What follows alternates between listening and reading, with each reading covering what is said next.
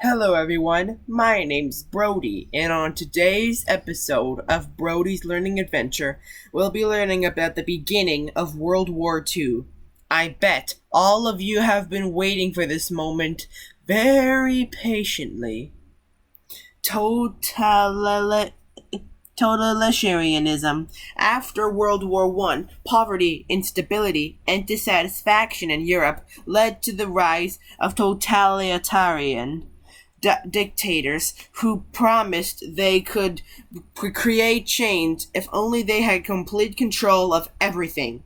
Totalitarianism is a system in which the government acts as absolute ruler with complete control over every element of life. Totalitarian, I still have no idea how to pronounce that. Leaders did bring stability to their countries at the cost of individual liberty. Italy had been one of the big four nations to negotiate the Treaty of Versailles, but economic failure led to chaos. In 1922, Benito Mussolini, the leader of a fascist totalitarian movement, forced the King of Italy to grant him power. Fascism is a form of totalitarianism. I'm just gonna pronounce it like that. If you like it that way, that is. That emphasizes nationalism and comforty. He named himself dictator under the title Il Duce, the leader. The USSR formed in 1922 when the Russian Socialist Federative Soviet Republic, or the RSFSR, united with three smaller Soviet republics. Just for fun fact. In the Union of Soviet Socialist Republics, after the death of Lenin in 1924, Joseph Stalin took control. He began to exterminate any Soviet citizen he thought was an enemy. Exterminate means to put to death. In Germany, the debt from reparation payments from World War II and from having to shut down its military had pretty much brought about an economic collapse and destroyed the nation. Adolf Hitler, I bet all of you know him and very controversial, and the National Socialist German Workers' Party, the Nazis, from the German word National Socialistische, won the 1932 German elections and Hitler was appointed chancellor. He promoted the idea of Aryan superiority and gave Germans someone to blame for their problems. An Aryan is of Northern European heritage, non-Jewish, and the Jewish population Hitler named himself the Führer and took control. Führer is German for leader, and not like the Führer's face. Totalitarian expansionism. Each totalitarian leader believed that his country was superior to all others and not the right to conquer. In 1931, Japan invaded Manchuria. In 1937, Japan invaded China, where it perpetrated the Nanjing Massacre, which was a violent attack on the city of Nanjing and its people. In 1935, Italy conquered Ethiopia and left the League of Nations. In 1939, Italy conquered Albania. In 1936, Germany annexed the Rhineland, a coal-rich area that the Treaty of Versailles had declared a neutral buffer zone. A buffer zone is an area that has the purpose of keeping two or more than other areas distant from one another. In 1938, Germany conquered Austria. Appeasement at Munich. Hitler's next target was the Sudetenland, an area of Czechoslovakia with a large German population. Czechoslovakia turned to France and England for help. In September 1938, British Prime Minister Neville Chamberlain proposed that Hitler could have the Sudetenland if he promised not to invade anywhere else. This appeasement was supposed to prevent another war. Appeasement is compromise, giving something up in order to maintain peace. In March of 1939, Hitler went ahead and conquered Czechoslovakia. England and France warned that they'd defend Poland, which seemed to be Hitler's next target. The Axis. With their similar philosophies, these dictators formed allies. In 1936, Hitler and Mussolini formed the Rome-Berlin Axis, aka the Axis. Japan joined the pact in 1940. Stalin didn't join the Axis, but signed a non-aggression pact with Germany. The two countries agreed not to attack each other and secretly agreed to grab Poland and divide it between them. World War. Again. On September 1st, 1939, Germany invaded Poland. On September 3rd, Britain and France declared war on Germany as promised. World War II had begun. Hitler used a blitzkrieg, or a lightning war, a tactic that combined speed and surprise to conquer Poland in only a few weeks.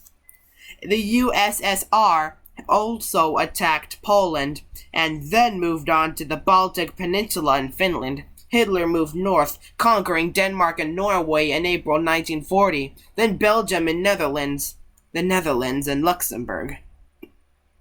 War in Western Europe.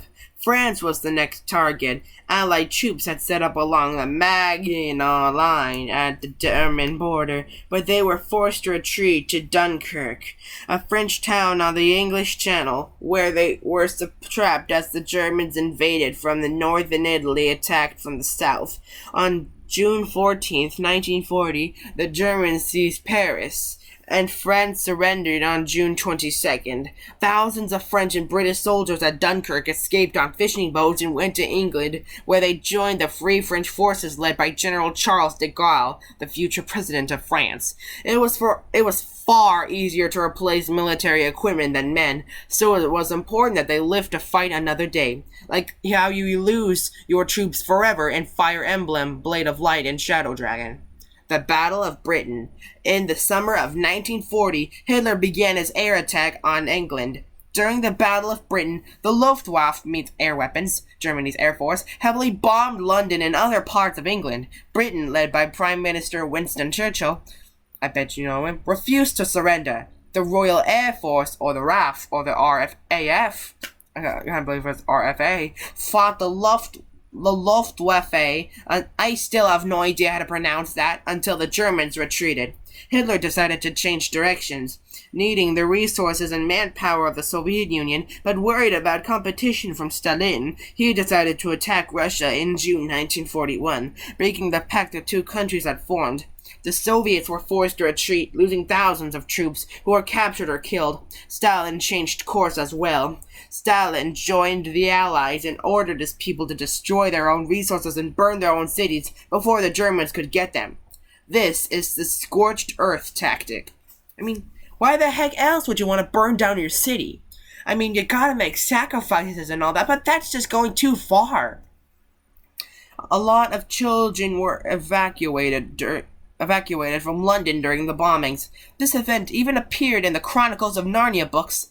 The main characters are sent away to live in the English countryside. Oh, and I got to book 5 in Chronicles of Narnia. Isolationism versus reality. The U.S. tried to stay neutral. Between 1935 and 1937, Congress passed the Neutrality Acts, making it illegal for Americans to sell weapons or loan money to foreign nations. When FDR was elected for a third term, the first time any president had served more than twice, in 1940, he knew the nation was on the brink of war. Congress had expanded the American military at FDR's request, and in 1940, it passed the Selective Training and Service Act, the first peacetime draft in American history. And in March 1941, the Lend-Lease Act made it legal to sell or lend weapons and supplies to the Allies. That August, after German attacks on American destroyers, FDR and Churchill issued the Atlantic Charter. It stated that neither country had any territorial ambitions in the war, and that all people had the right to determine and live under a government of their own choosing. Pearl Harbor. I think all of you, or some of you, know about this. Meanwhile, in Japan, Hideki Tojo, a military leader, was elected prime minister in 1941. Tojo became a dictator and soon had more influence than the Emperor of Japan. After successful invasions in mainland Asia, Tojo set his sights on islands like the Philippines, then controlled by the U.S. to destroy the American Navy on December 7, 1941, the day President Roosevelt called a date which will live in infamy. Japan launched a surprise attack on the naval base at Pearl Harbor, Hawaii. It was a devastating attack that sank or heavily damaged 8 U.S. battleships along with 3 cruisers and several other ships.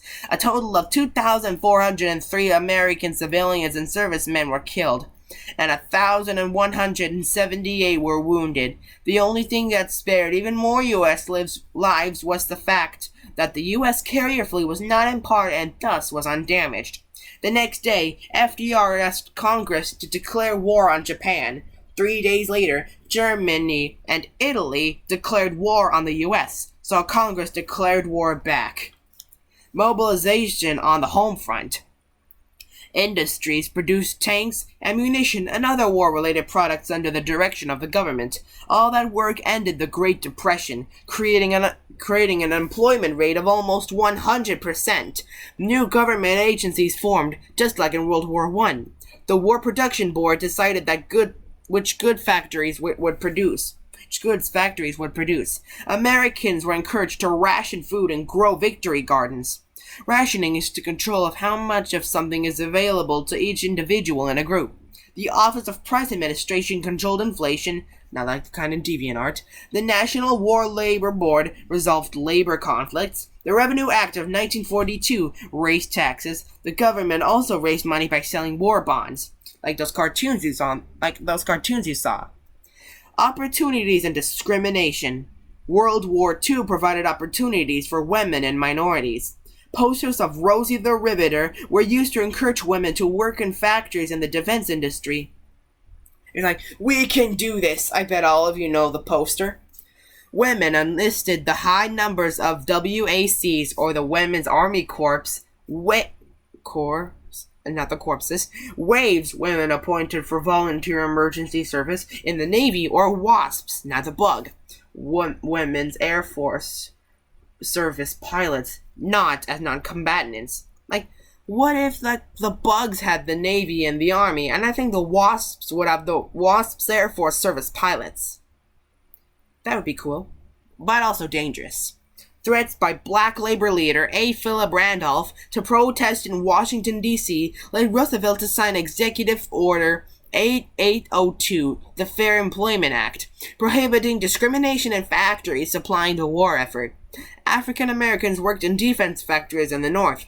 Army units were segregated at the beginning of the war, but there was integration over the course of the fighting. Famous black units included the Tuskegee Airmen.